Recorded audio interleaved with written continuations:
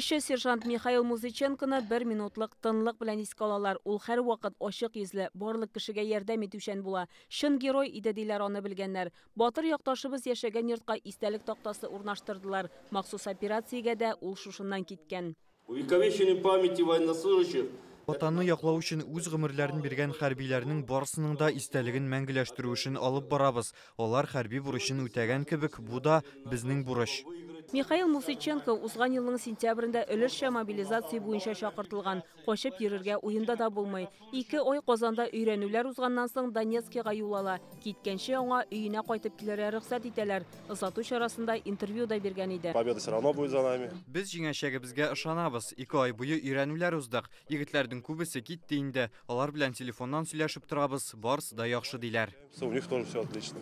Михаил Музыченко Донецк Халык Республикасында хезмәт иткән. Җаваплы булды. Хезмәттәшләре гомерендә кайгыртып торды ди якыннары. Михаил 10 мартта хәрби бурычын үтәгәндә батырларча һәлак була. Июнь аенда аны туган ягына алып кайтып җирләгәннәр. Каһарманга истәлек тактасы куелган йорт янына шәһәр халкы, яшь армиячеләр, хәрби хәрәкәт ветераннары җыелды. Барысы да чәчәк китерә.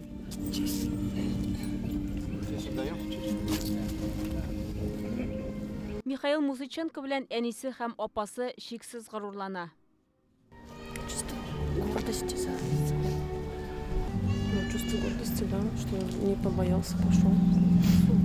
Яшь герой Зәй шәһәре мәктәбендә укыган, армиядә хезмәт иткәннән соң автомобиль юллары идарәсендә эшләгән. Анда да үзен тырыш, җаваплы хезмәткәр итеп күрсәтә. Бу оешма хәзер аның гаиләсенә ярдәм итеп тора. Хочу выразить слова благодарности. Михаилның әнисе белән апасына бик зур рәхмәт җиткерәсем килә. Алар чын герой тәрбияләп үстергән. Повестка килгәч тә ул хезмәт итәргә дигән карар кабул иткән чын батыр. Михаил Музыченко үлеменнән соң батырлык орденына лаек була. Дәрәҗәле бүләкне әнисенә тапшырганнар. Зәй телевидениесе белән берлектә Шулпан Касыймова, Яңа гасыр каналы.